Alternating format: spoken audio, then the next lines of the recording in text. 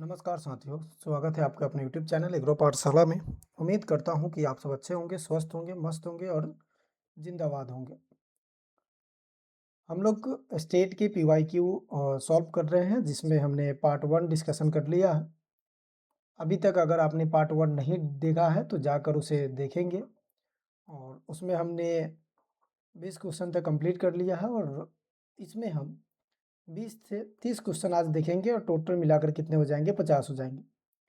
इतने number of question कम कैसे हैं और क्यों हैं? तो इसके पीछे का रीज़न ये है कि इसमें जो हम पीवाईक्यू बात कर रहे हैं वो विथ एक्सप्लेनेशन बात कर रहे हैं, जिसमें हम हर एक वो पॉइंट को बहुत अच्छे तरीके से एक्सप्लेन करते हुए चल रहे हैं। जो आने वाली जो अपकमिंग एग्ज़ाम है, जैसे स्टेट का जो एग्ज़ाम है उसमें आपको देखने को मिलेगा, इसलिए उससे रिलेटेड जितने भी ऑप्शन दिए हुए हैं उसको हम लोग क्या कर रहे हैं, एक्सप्लेन कर रहे हैं। पार्ट सेकेंड ये वीडियो अपलोड हो जाएगा आज आपको, बट आपको पार्ट 1 भी आपको देख लेना है, ये पार्ट 2 है। इसमें जो पीवाईक्यू है 2023 और 2025 का है, लेकिन फ़िलहाल जो हम लोग देख रहे हैं वो 2025 का पीवाईक्यू देख रहे हैं। और सबसे इम्पोर्टेंट सेशन ये है, पीवाईक्यू के बाद हम लोग खुद से जो मॉडल पेपर के तौर पे भी माना जाता है, या फिर आप ऐसे कह सकते हो कि एग्ज़ाम ओरिएंटेड आपका एमसीक्यू प्रैक्टिस करवा देंगे आपके यूट्यूब चैनल पे। साथ में स्टेट के लिए स्टेट के लिए अपने पास टेस्ट सीरीज़ आने वाला है, अभी तो आई नहीं है क्योंकि अभी थोड़ा-सा ऐप वगैरह पे काम चल रहा है, तो टेस्ट सीरीज़ के साथ भी जुड़ सकते हैं। टेस्ट अपना कैसा रहता है ये इसको चेक करने के लिए अगर आप जाएँगे टेलीग्राम, तो टेलीग्राम पे बिल्कुल फ्री में है और वहाँ पे बिल्कुल फ्री में डेली का 10 टेस्ट डलती है, तो यहाँ से आप इसे डेली चेकआउट कर सकते हैं और क्वेश्चन प्रैक्टिस कर सकते हैं। इसमें जितने भी क्वेश्चन प्रैक्टिस करवाया जाता है, इंडिया के जितने भी एग्ज़ाम होते हैं एग्रीकल्चर से, उसके ओरिएंटेड होते हैं। कई बार तो पीवाईक्यू का सेशन चलता है, तो सिर्फ पीवाईक्यू ही ऐड होता है इसमें। चलिए सेशन को स्टार्ट करते हैं और सेशन में सबसे पहले नंबर पर जो हमारा क्वेश्चन है आज का वो है, ginger is grown in the climate of. Ginger जो अदरक है वो किस क्लाइमेट में ग्रो होता है, ये सिंपल पूछा गया। किस क्लाइमेट में ग्रो होता है ये सिंपल पूछा गया। देखो क्लाइमेट की अगर हम बात करें तो इसको जो टेम्परेचर चाहिए ये 25 से 35 चाहिए, 35 कर लेंगे। कितना चाहिए? 35 चाहिए। और अगर हम बात करें तो 35 चाहिए, तो ऐसे टेम्परेचर हमें कहाँ देखने को मिलेगा? हॉट एंड, इसको वाटर रिक्वायरमेंट चाहिए, मतलब वाटर की रिक्वायरमेंट अधिक होती है, तो ह्यूमिड क्लाइमेट में, ह्यूमिड रीजन आप कह सकते हो या ह्यूमिड क्लाइमेट कह सकते हो। ठीक है, ये याद रखना है कि इसको हॉट एंड ह्यूमिड क्लाइमेट चाहिए। और हॉट एंड ह्यूमिड क्लाइमेट किस सीजन में आता है? तो खरीफ सीजन में आता है। किस सीजन में? खरीफ सीजन में आता है, जिसको हम मानसून सीजन के नाम से जानते हैं, जिसको हम मानसून सीजन के नाम से जानते हैं। अब इसमें आंसर दिया हुआ है, ऑप्शन दिया हुआ है, आपने यहाँ बात कर ही लिया है कि किस में होगा, तो यहाँ पे राइट आंसर कोल्ड नहीं होगा, hot and humid, hot and dry नहीं होगा, और कोल्ड एंड ड्राई नहीं होगा, तो hot and humid, that means B will be the right answer. क्या राइट आंसर हो जाएगा? B will be the right answer हो जाएगा। यानी कि हमारा जो जवाब है, गर्म और आर्द्र वाले क्षेत्रों में, आर्द्र वाले क्लाइमेट में ये आसानी पूर्वक क्या करते हैं? ग्रो हो जाते हैं। ठीक है, तो पहला ये क्वेश्चन आपको याद रखना है। ठीक है, जब तक आप लोग कमेंट में करके बताओ कि जिंजल के क्रोमोसोम नंबर कितने होते हैं और इसके फैमिली कौन सी है। अगले नंबर क्वेश्चन की तरफ चलते हैं। सिट्रोनेला, सिट्रोनेला जो है, सिट्रोनेला जो है एक पौधा है। किस प्रकार का पौधा है भाई? सिट्रोनेला, क्या वो एनुअल है जिसे हम 1 ईयर ओल्ड प्लांट कहते हैं? तो क्या ये एनुअल है, या फिर बाइनियल है, या फिर पेrennial है, या फिर नॉन ऑफ दीज है? ठीक है, तो ये आपको एक्सप्लेन करना है, ये आपको बताना है। देखो अगर हम बात करते हैं कि एनुअल और बाइनियल और पेरेनियल क्या होता है, तो हम सब जानते हैं कि कोई भी क्रॉप का सीड है, उस सीड से लेकर सीड बनने की जो प्रक्रिया होती है, इस प्रक्रिया को हम क्या कहते हैं? तो लाइफ स्पेन कहते हैं। लाइफ स्पेन यानी कि जीवन अवधि, जीवन अवधि कहते हैं। ठीक है, सिंपल। अब इस अवधि में 2 फेजेज़ होते हैं। पहला फेज ये है कि वेजिटेटिव पार्ट ग्रो करता है, वेजिटेटिव पार्ट ग्रो करता है, और दूसरा फेज ये है कि रिप्रोडक्टिव पार्ट ग्रो करता है, फ्लावर्स बनना। रिप्रोडक्टिव पार्ट ग्रो करता है, यानी कि प्रजनन अंग और वनस्पति अंग इसमें क्या होता है, ग्रोथ करता है। तो अगर किसी भी क्रॉप का सीड से लेकर सीड तक बनने की जो प्रोसेस होगा उसे हम क्या कहेंगे, उसे हम कहेंगे लाइफ स्पेन ऑफ सीड या लाइफ स्पेन ऑफ प्लांट। अगर आप उसके वेजिटेटिव पार्ट पे काटते हैं तो उसने अभी तक लाइफ कंप्लीट नहीं किया, इस बात को याद रखेंगे। ये दोनों कंप्लीट होने के बाद अगर आप उसे सीड प्रोडक्शन के लिए बना रहे हैं तो उसका लाइफ कंप्लीट है।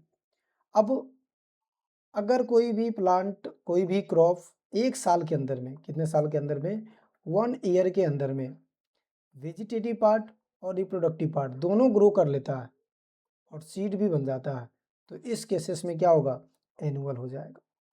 क्या हो जाएगा, एनुअल, चाहे वो 1 सीजन ले या फिर 1 साल ले।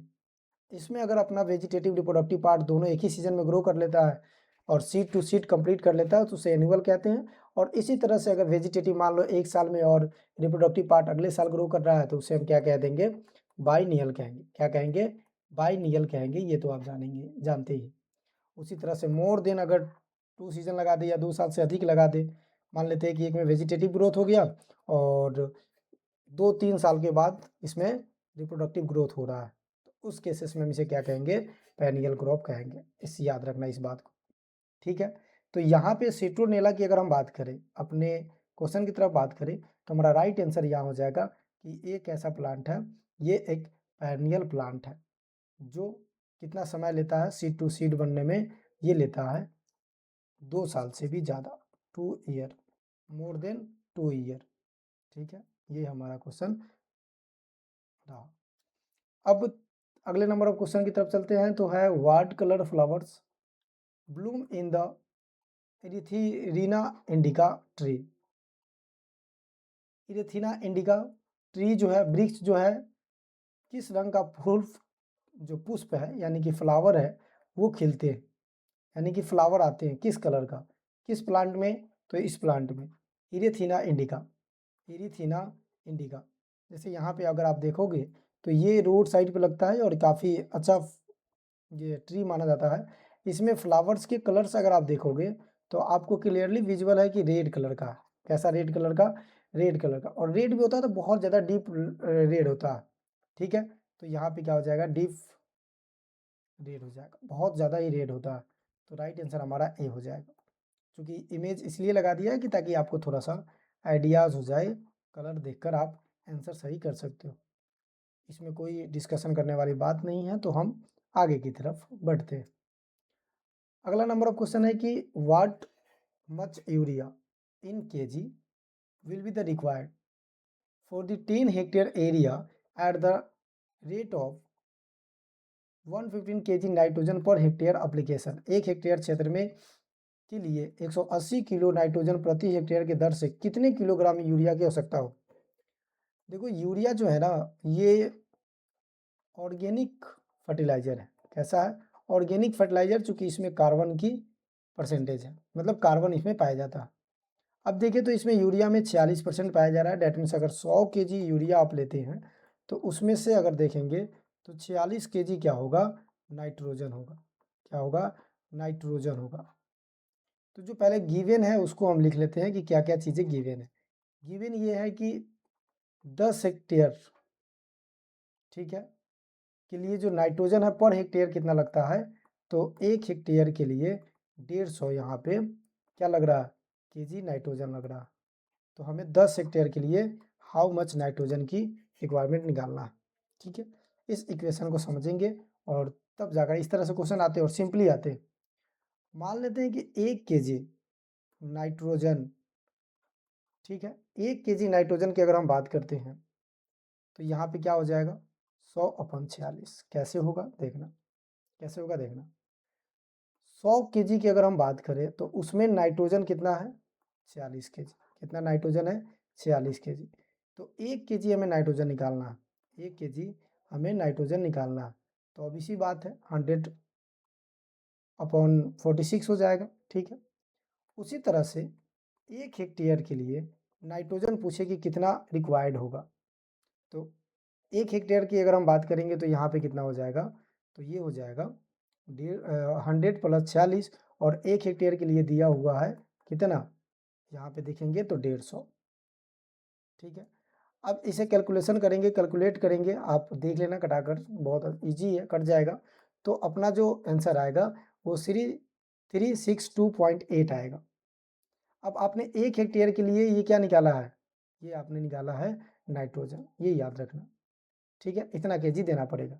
तो यहाँ पे टोटल जो पूछा गया यूरिया फॉर 10 हेक्टेयर, 10 हेक्टेयर के लिए तो कितना भाई, एक के लिए 362 है, 362.8 है, तो 10 से इसमें गुना कर दो, तो कितना हो जाएगा, तो ये हो जाएगा 3260.8। ठीक है, ये याद रखना, क्लियर है। तो ये याद रखना, ये काफ़ी इंपॉर्टेंट है और यहाँ से क्वेश्चन पूछे भी जाते हैं। ठीक है, चलिए 62 नहीं है, यहाँ पे 326.8 है, तो यहाँ पे भी 326.8 आएगा। देख लेना कैलकुलेट करके, आपको ये आंसर दिख जाएगा। ठीक है, चलिए तो ये भी हमारा आंसर सही हो गया। तो यहाँ पे राइट आंसर की तरफ तो हम देखे ही नहीं है, देख लेते हैं भाई उसको। राइट आंसर की तरफ अगर हम चलते हैं तो यहाँ पे हमारा राइट आंसर क्या हो जाएगा, यहाँ पे देखो आंसर कितना आया पहले देख लेते हैं। आंसर आया अपने पास 32,000 के आसपास में। कितना आंसर आया, 32,000 के आसपास में आंसर आया। ऑप्शन 32,555 दिया हुआ है, ऑप्शन 15,000 दिया हुआ है, गलत है। 25,000 भी नहीं है, और 35,000 दिया हुआ है तो ये भी नहीं होगा। 32,500 है तो ये हो जाएगा। तो हमारा राइट आंसर क्या होगा, ए, राउंड फिगर पे यही होगा। तो राइट आंसर विल बी ए। ठीक है, ए हमारा सही जवाब होगा, ए हमारा सही जवाब होगा। यानी कि 10 हेक्टेयर, मतलब 10 हेक्टेयर एरिया के लिए हमें नाइट्रोजन इतना चाहिए होगा। ठीक है, और 150 केजी नाइट्रोजन 1 हेक्टेयर में लग रहा है। ठीक है, ये याद रखना। तो पहले हमने क्या निकाल लिया, और इक्वेशन हमने फिर इसमें बैठा दिया कि भाई इस तरह से आप ऐड कर सकते हो, एडिशन कर सकते हो। द इंटायर कंट्री, पूरे कंट्री में has been divided into the how many agroclimatic zones by the planning commission. 1950 और 51 में एक कमीशन आता है देश आज़ाद होने के बाद, जिसे हम कहते हैं प्लानिंग कमीशन। प्लानिंग कमीशन का मतलब क्या था, प्लानिंग कमीशन का जो ऑब्जेक्टिव था वो ये था कि हम किसी एक पॉइंट को टारगेट करेंगे और 5 साल उसी पॉइंट पे काम करेंगे, यानी कि पंचवर्षीय 5 ईयर प्लान बना। ठीक है, जैसे मान लो कि हमने टारगेट किया इस साल कि हम लोग कृषि पे ध्यान देंगे, तो पूरे साल मतलब पूरे 5 साल कृषि पे ध्यान दिया जाएगा। तो इसके अकॉर्डिंग पूछा गया है कि एग्रो क्लाइमेटिक जोन्स कितने हैं। देखो, अगर ICAR के एक इंस्टीट्यूट है जिसे हम नेशनल रिसर्च, ठीक है, नेशनल रिसर्च प्रोजेक्ट के नाम से जानते हैं, इसके प्रोजेक्ट इंस्टीट्यूट, एक मिनट मैं इसको देख लेता हूँ क्या है इस पर। ठीक है, RP है। ठीक है, NARP क्या है, NARP, NARP, NARP की अगर हम बात करें तो नेशनल एग्रीकल्चर रिसर्च प्रोजेक्ट, जो किसके अंदर में आता है, ICAR के अंदर में। तो इसके अकॉर्डिंग अगर आपसे कोई पूछता है कि बताओ एग्रो क्लाइमेटिक जोन्स आप जानते ही हैं कि एक ऐसा जोन्स जिससे आइडेंटिफाई हो जाए कि किस जोन का क्या प्रॉपर्टी है एग्रीकल्चर पॉइंट ऑफ व्यू से। तो इसके अकॉर्डिंग बात करें तो 127, लेकिन कहीं कहीं बुक में अभी तक भी मेंशन नहीं है, लेकिन 131 हो चुका है। कितना हो चुका है, 131 हो चुका है, इस बात को याद रखेंगे। ठीक है, वहीं अगर आपसे प्लानिंग कमीशन के अनुसार से पूछ ले तो 15 है। कितने हैं, 15 है, ये याद रखना कितने हैं, 15 है। एक इंस्टीट्यूट आता है ANB, ASS and LUP 1976, Nagpur, कहाँ पे है, Nagpur Maharashtra. National bureau of soil science या national bureau of soil science जो है एंड लैंड यूज प्रोग्राम जो है, इनके अकॉर्डिंग बताया गया है 20, और इसके सब डिवीजन पार्ट जो है वो है 60। सब जोन्स जिसे कहेंगे या सब रीजनल जोन्स कहेंगे। लेकिन याद रखेंगे कि एग्रो इकोलॉजिकल जोन्स आपसे पूछे, एग्रो इकोलॉजिकल जोन, तो वो कितने हैं, 20 है। प्लानिंग कमीशन के अनुसार यहाँ पे 5 ईयर प्लान चला था, और 5 ईयर का क्या मतलब है ये आपको हमने बहुत इजीली तरीके से बता दिया। तो यहाँ पे किसके अकॉर्डिंग पूछा है भाई, यहाँ पे पूछा है प्लानिंग कमीशन के अकॉर्डिंग। किसके अकॉर्डिंग, प्लानिंग कमीशन के अकॉर्डिंग। तो प्लानिंग कमीशन के अकॉर्डिंग आपको आइडिया हो चुका है। एक मिनट, क्या हो गया, टेक्नोलॉजिया का यही दिक्कत है मेरा भाई। प्लानिंग कमीशन के अकॉर्डिंग हमारे पास कितना है, एग्रो क्लाइमेटिक जोन 15। ठीक है, ये याद रखना, एक मिनट, ये याद रखना, ठीक है। चलो, तो हमारा राइट आंसर क्या हो जाएगा, B will be the right answer हो। चले आगे, आ जाओ अगले नंबर ऑफ क्वेश्चन की तरफ चलते हैं कि क्राइजेंथेमम, जिसे हम गुलदावदी कहते हैं, flower belong to which family, किस फैमिली से बिलोंग करता है, ये आपको बताना है। मालवेसी की अगर हम बात करें तो कॉटन बिलोंग करता है मालवेसी से, ठीक है। उसके बाद अगर हम बात करें तो ओकरा बिलोंग करता है। कंपोजिटिव की अगर हम बात करें तो इसे हम एस्टरेसी के नाम से जानते हैं, और इसमें आपका सनफ्लावर आ जाएगा, ठीक है। ये भी याद रखना है, ये काफ़ी इंपॉर्टेंट है, कई बार एग्जाम में क्वेश्चन इससे पूछ लिया गया, ठीक है। अम्बरलियसी की अगर हम बात करें तो इसे हम एपीएसी के नाम से जानते हैं, और एपीएसी में कौन नहीं जानता है, कोरिएंडर, कोरिएंडर आ जाएगा, क्यूमीन आ जाएगा। उसके बाद अगर हम बात करें तो कैरेट आ जाएगा, ठीक है। उसी तरह से ऑल ऑफ दीज यहाँ पे दिया हुआ है, तो ये तो हो ही नहीं सकता, कोई एक ही फैमिली हो सकता है ना।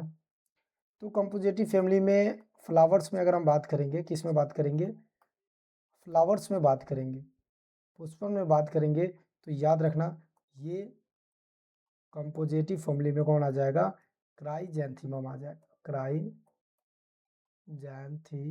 आ जाएगा, ठीक है, ये याद रखना। तो right answer will be B.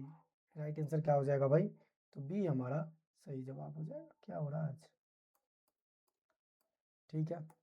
चलो भाई देखो, कभी कभी डाउट हो जाए आवाज़ को लेकर, साउंड को लेकर, अपने वॉइस को लेकर, या रिकॉर्डिंग को लेकर, तो आप थोड़ा सा कंप्रोमाइज़ करना, चूँकि अपने पास जो सुविधा है उसी के अकॉर्डिंग चल रहे हैं, ठीक है। चलिए, तो यहाँ पे हमने बात कर चुके हैं, आते हैं अगले नंबर पे। How is the commercial propagated done in lemon, lemon में कौन सा प्रोपागेटेड होता है, रूटिंग, एयर लेयरिंग, बडिंग, जो टाइप ऑफ ग्राफ्टेज, ग्राफ्टेज दो प्रकार का होता है, एक बडिंग होता है, एक ग्राफ्टिंग होता है, ग्राफ्टिंग होता है। कटिंग भी 3 प्रकार का होता है, स्टेम काट सकते हो आप, लीफ काट सकते हो, और रूट कटिंग कर सकते हो, ठीक है। तो यहाँ पे जो राइट आंसर हो जाएगा वो हो जाएगा A will be the right answer. ये also use commercially in litchi, ठीक है, ये याद रखना। लीची में भी हम इसे यूज कर लेते हैं आसानी से, ठीक है। बडिंग में याद रखना कि टी बडिंग जो है ना, टी बडिंग ये सिट्रस में करते हैं, ठीक है। चलिए आगे आते हैं। What at what interval do summer vegetables need to be irrigated? जो समर, देखो गर्मी के दिन है तो पानी ज़्यादा चाहिए, obvious सी बात है। तो जो समर वेजिटेबल्स है उसको पानी ज़्यादा चाहिए, तो हम कितना अंतराल रख सकते हैं, ठीक है। यानी कि ग्रीन कालीन सब्जियों की सिंचाई कितने दिनों के अंतराल पे करनी होती है, तो यहाँ याद रखना 5 to 7, कितने दिनों पे, 5 to 7, that means C will be the right answer, C will be the right answer. यहाँ पे ज़्यादा समझना नहीं है, ठीक है। मेथा इज, ठीक है, जिसे हम नाथा मेथा भी कहते हैं, तो मेथा किस प्लांट के नाम से जाना जाता है, मतलब कैसा है, एनुअल है, बाइनियल है, पेनियल है, और उसके साथ साथ नॉन ऑफ दीज है। तो ये आपको राइट आंसर बताना है कि इसका राइट आंसर क्या हो सकता है। देखो अगर हम बात करें मेथा के बारे में, ठीक है, तो सबसे पहला चीज़ तो ये याद रखना कि इसका जो साइंटिफिक नेम है वो है साइप्रस रोटेंडस, साइप्रस रोटेंडस, ठीक है। ये एक पेरेनियल प्लांट है, वीड है, ठीक है। और इसके बारे में एक कोड लिखा गया है। कोड ये है कि 1 ईयर सोइंग और 7 ईयर वीडिंग, 7 ईयर वीडिंग, ठीक है, ये याद रखना। तो यहाँ पे राइट आंसर क्या हो जाएगा? पेरेनियल इसका राइट आंसर हो जाएगा। क्या हो जाएगा? पेरेनियल इसका राइट आंसर हो जाएगा, यानी कि C will be the right answer. C will be the right answer हो जाएगा। क्लियर है? चले आगे, आ जाओ। अगले नंबर ऑफ क्वेश्चन की तरफ चलते हैं। विच of the following is not creeper plant for is the beautiful leaf? निम्नलिखित में से कौन सी सुंदर पत्तियों के लिए उगाई जाती है और लाता नहीं है? ठीक है, क्रीपर यानी कि लाता नहीं है, जो ऐसे ऐसे नहीं चल सकती। सिंपल फॉर्मेट में ये आपसे क्वेश्चन पूछा गया, ठीक है। यहाँ पे है फिलोड्रॉन, यहाँ पे है मॉर्निंग ग्लोरी, यहाँ पे है मोन्स्टेरा, यहाँ पे है एस्पेरागस। तो सिंपल है यार, ये सब आप जानते ही हैं कि यहाँ पे ये जो है मॉर्निंग ग्लोरी, ये इसका राइट आंसर हो जाएगा। क्या हो जाएगा? ये इसका राइट आंसर हो जाएगा, ठीक है। चले आगे, तो ये याद रखना, ठीक है। चलिए आगे चलते हैं अगले नंबर ऑफ क्वेश्चन की तरफ। How is the media purified? मतलब कितने मीडिया है जो प्यूरिफाइड करते हैं? जैसे कि हिंदी में भी लिखा हुआ है कि मीडिया संवर्धन माध्यम का प्रतिरोधन किसके द्वारा किया जाता है? ठीक है, बाई फॉर्मल्डिहाइड, स्ट्रीम जिसे हम भाप कहते हैं, सोलराइजेशन।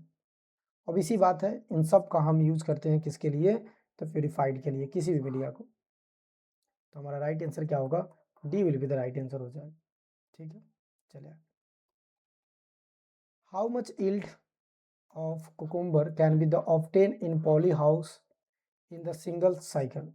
ठीक है, सिंगल साइकिल का मतलब है कि एक ही साइकिल में कितना प्रोड्यूस कर सकता है यील्ड। कौन? कुकुम्बर यानी कि खीरा। पॉली हाउस में एक चक्र में खीरे का कितने उपज हो सकती है? ठीक है, तो यहाँ पे याद रखना 150 से लेकर 150 टन पर हेक्टेयर, सॉरी 120 से लेकर 150 टन पर हेक्टेयर। तो हमारा राइट आंसर क्या हो जाएगा? B will be the right answer हो जाएगा। क्या होगा भाई? B will be the right answer होगा। और ये बहुत इजी फॉर्मेट में क्वेश्चन है, सिंपल।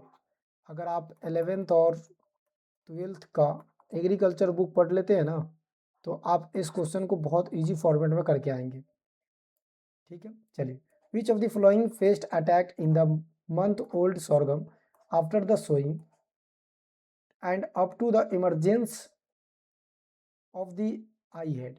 ज्वार की बुआई के एक मंथ बाद को लेकर बालियां निकलने तक निम्नलिखित में से कौन सी कीट आक्रमण करता है? 1 मंथ,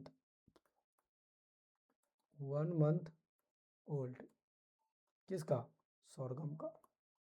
sorghum यानी कि ज्वार का। ज्वार यानी कि king of coarse cereal, coarse cereals, जिसे हम कोर मिलेट्स के नाम से भी जानते हैं, ठीक है, ये याद रखना। तो यहाँ पे जो आप देखेंगे तो इन्होंने बोला है कि एक मंथ बाद उसमें स्टेम होना स्टार्ट हो जाएगा, और स्टेम होना स्टार्ट हो जाएगा तो इसी से याद रख लेना स्टेम बोरर। इसी से क्या याद रखना? स्टेम बोरर याद रखना।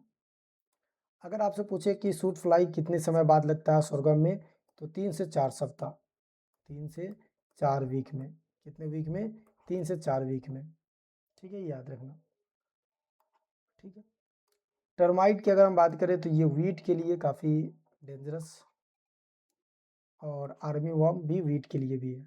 चलिए, what is the seed rate for hectare of kasuri methi? कसूरी मेथी जो होता है उसका सीड रेट कितना होना चाहिए?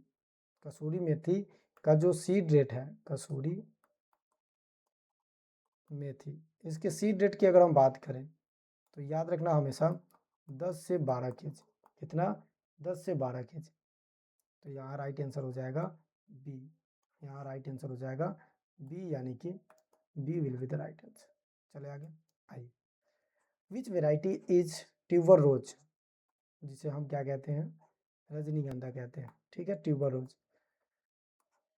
Has been developed by the all Indian horticulture research, all Indian horticulture research आपसे पूछा गया, यानी कि बेंगलुरु के द्वारा, जो बेंगलुरु में है ऑल इंडियन हॉर्टिकल्चर रिसर्च, इसके द्वारा डेवलप किया गया था कौन सी ट्यूबरोज की वैरायटी, ठीक है। इसमें अगर हम बात करें तो देखो कन्फ्यूजन है, लेकिन ये सही आंसर यही माना गया है और यही है भी, चूंकि सुहासिनी जो है ये क्या है, ये भी वैरायटी इसी का है, लेकिन ज़्यादातर ये इंपॉर्टेंट है, याद रखना कि बी इसका सही जवाब होगा, श्रीनगर, ठीक है, ये याद रखेंगे। अगर हम रजत रेखा की बात करें, सबसे पहले नंबर पर लिखा हुआ है, ये क्वेश्चन पूछा हुआ है, सिंपल ये पूछ दिया कि रजत रेखा किसकी वैरायटी है, तो ये याद रखेंगे, इससे ये रिलेटेड इंस्टीट्यूट है, ठीक है। सुहासिनी के बारे में तो बता ही दिया है, और उसके साथ साथ कोलकाता सिंगल के बारे में नहीं जानना। What is ill for hectare area free pollution stent, मुक्त जो किससे फ्री है, पोलिनेटर स्ट्रेन से, प्रागित भेद फ्री पोलिनेटेड स्ट्रेन की प्रति हेक्टेयर उपज कितनी होती है, ठीक है, ये सिंपल है, इसमें कुछ नहीं करना है, 400 से 500 हेक्टेयर, ठीक है, 400 से 450 हेक्टेयर आप मान सकते हैं, तो C will be the right answer. चले आगे। Leaf spot disease is causes by the fungus, leaf spot जो डिजीज है वो फंगस कॉज करता है, फंगस की वजह से होता है। कई बार सिंपल यही क्वेश्चन पूछ दिया जाएगा कि बताओ जो लीफ स्पॉट है डिजीज वो कॉजेज बाय, तो इतना ही पूछा जाता है और लिख दिया जाएगा कि बताइए किसके द्वारा, तो आपको क्या बताना है, फंगस के द्वारा, ठीक है। एक मिनट थोड़ा सा मैं चार्ज कर लेता हूँ, चार्ज में लगा देता हूँ बैटरी।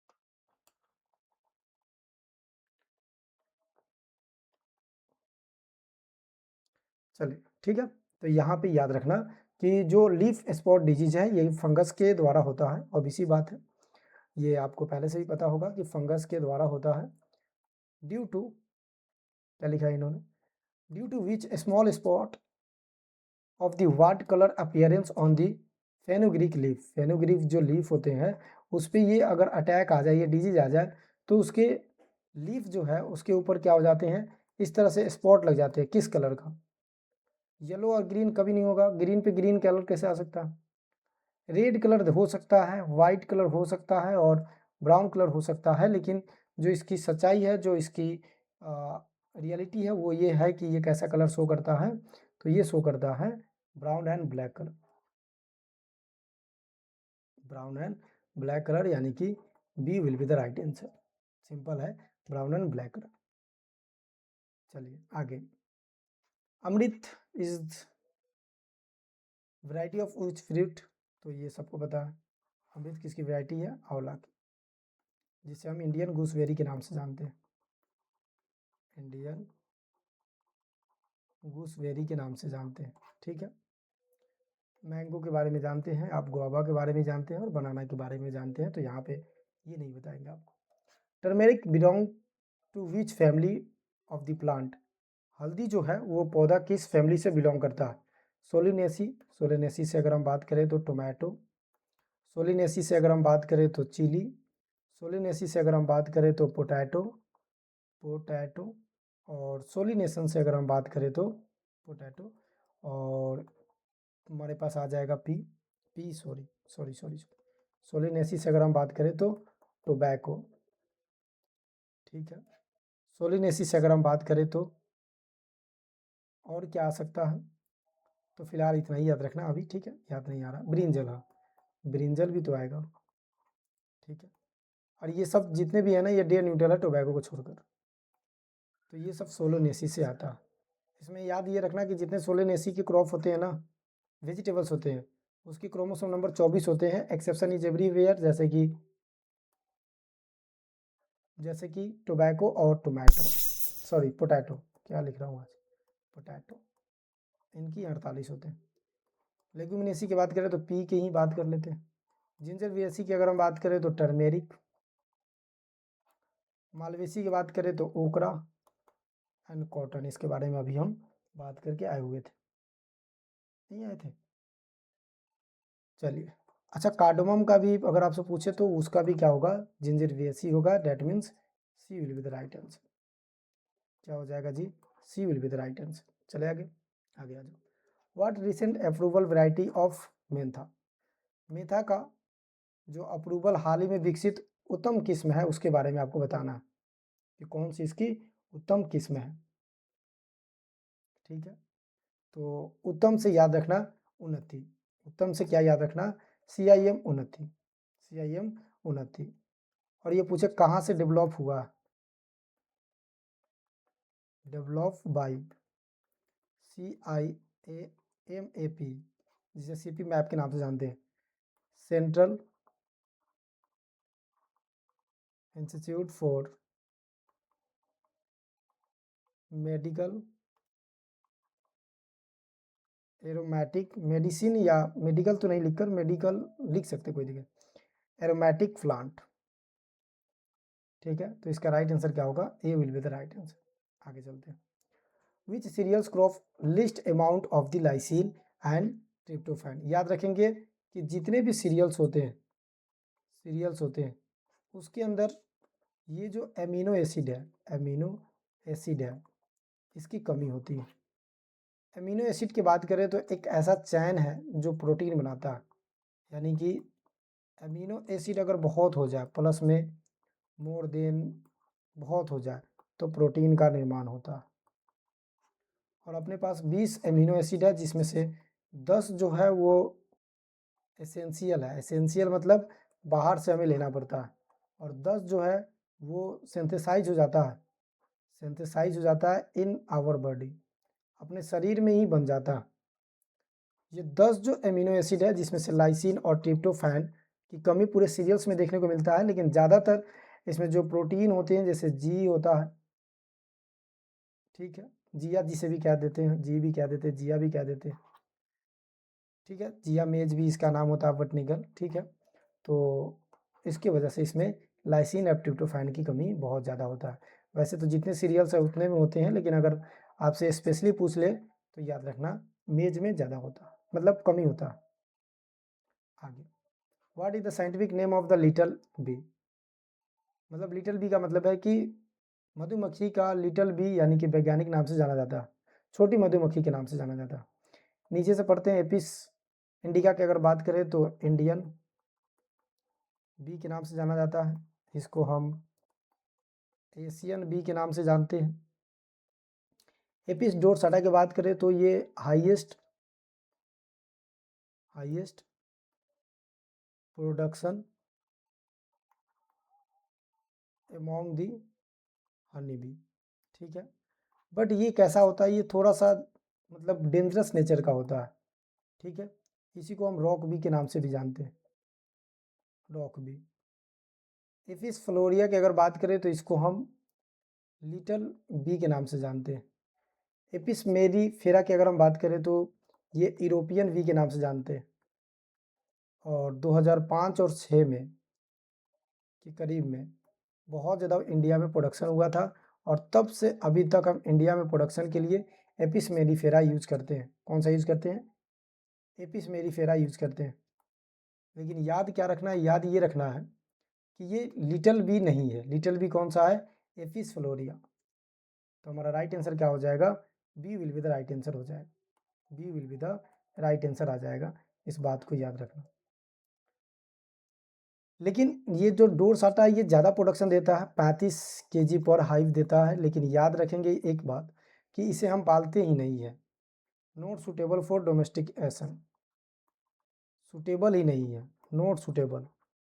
तो फिर किसे पालते हैं, तो ये सेकेंड सबसे हाईएस्ट है, लेकिन इसको नहीं पाला जाता है, इसलिए किसको, एपिस डोरसाटा को पाल भी नहीं सकते। ये बहुत ऐसे कहा जाता है कि झगड़ालू टाइप का है, तो इसलिए हम मानते हैं कि हाईएस्ट प्रोडक्शन देता है एपिस मेलिफेरा। लेकिन राइट आंसर की अगर हम बात करें तो B will be the right answer होगा, ठीक है। चलिए आगे चलते हैं अगले नंबर ऑफ क्वेश्चन की तरफ। सिंपल है, इसमें कोई परेशान होने वाली बात है ही नहीं, तो थोड़ी सी दिक्कत है। ठीक है, ये हो जाता है, ऐसे ही होता है, थोड़ा थ्योरी की चीज़ ना। चलिए, पी जो है वो किस फैमिली से बिलोंग करता है, इसके बारे में तो इसके बारे में क्या ही पढ़ना है, ये बहुत ईजी है, आप सब जानते हैं। इसे फेबियसी फैमिली के नाम से भी जानते हैं, फेबियसी फैमिली के नाम से जानते हैं। सोलेनेसी तो आप जान ही रहे हैं, इसके बारे में बताने की कोई आवश्यकता ही नहीं है, और ये सब आप जानते हैं, तो क्या ही बताया आपको। चलिए, which of the following is the not aromatic plant, aromatic plant नहीं है, मेथा नहीं है, लेमन ग्रासेस नहीं है, और जरबेरा नहीं है, और सिट्रोनेला नहीं है। देखो, अगर सिट्रोनेला की बात करें तो ये एरोमेटिक प्लांट है, एरोमेटिक प्लांट है, तो इसने नहीं पूछा, ये गलत हो गया। जिब्रेला की बात करें तो ये एरोमेटिक प्लांट नहीं है, एक ऑर्नामेंटल प्लांट है, कट फ्लावर है, ऑर्नामेंटल कट फ्लावर है, कट, एक मिनट सही से लिख देता हूँ, कट फ्लावर है। लेमन ग्रास ये एरोमेटिक है भाई, मेथा भी एरोमेटिक है, ठीक है। तो हमारा राइट आंसर क्या हो जाएगा जी, राइट आंसर हो जाएगा जरबेरा, यानी कि ऑर्नामेंटल कट फ्लावर। आगे, dot dot is the part of disc करो किसका पार्ट है, इसके बारे में आपसे पूछा गया। सिंपल है, बताइए, आंसर दीजिए आप लोग, जब तक आंसर दीजिए। चलिए, अच्छा, एक क्वेश्चन तो आपको घर से भी बना के लाना है ना, ये आप घर के लिए समझ लो कि मुझे नहीं आ रहा है, आप बताना कल, ठीक है। चलो आगे चलते हैं। The main component of lemon grass, lemon grass के अगर मेन कंपोनेंट की बात करें तो आप जानते हैं लेमन ग्रास क्या है, एरोमेटिक प्लांट है, सुगंधित। इससे क्या एक्सट्रैक्ट किया जाता है, तो वाइल एक्सट्रैक्ट किया जाता है, ठीक है। तो सिट्रेट, जो सिट्रेल होता है, ये इसके कंपोनेंट होते हैं, और 70 से लेकर 80% तक इसमें क्या होते हैं, वाइल होते हैं, ठीक है, ये याद रखना। तो इसका right answer will be B. चले आगे, आइए। The rose garden of Ludhiana is the example of which style garden, कौन सा स्टाइल है रोज गार्डन, क्या फॉर्मल है, इनफॉर्मल है, फ्री स्टाइल है, और नॉन ऑफ दीज है। तो दूसरा क्वेश्चन घर के लिए, और तीसरा, identify an example of the organism that does not belong to trophic level, उस जीव की पहचान करें जो तीसरे पोषक तत्व यानी कि ट्रॉपिक लेवल से संबंध नहीं है। क्या बताना आपको, बाज के बारे में बताना है, शेर के बारे में, मनुष्य के बारे में, और गाय के बारे में बताना है, ये कल के लिए। Name of the most preferred bio fertiliser is the flooded paddy, paddy के लिए पूछा गया है, तो ये कौन नहीं जानता है भाई, एजोला, ये एक क्या है, एक्वाटिक फॉर्न है, लेकिन यहाँ पे क्या दिया हुआ है, एक्वाटिक पिक्टाना, पिनाटा, पिनौटा, ठीक है, ये याद रखना। यहाँ पे देखो एक चीज है, साइनोबैक्टीरिया, कहाँ पे है साइनोबैक्टीरिया, तो ये साइनोबैक्टीरिया। चलिए आगे, the main vegetables grow on the poly house, तो ये सब जानते हैं भाई, इसके बारे में क्या ही बताऊँ मैं, कैप्सिकम, बेल पेपर जिसे कहते हैं, ठीक है, याद रखना। तो ये हमारा सेकेंड पार्ट था, 50 क्वेश्चन कंप्लीट कर लिया आपने, 50 अगले सेशन में कंप्लीट कर लेंगे उसमें, ठीक है। बाकी वीडियो कैसा लगा फीडबैक जरूर दीजिएगा, और कोई डाउट हो तो इस नंबर पे मैसेज कर लीजिएगा।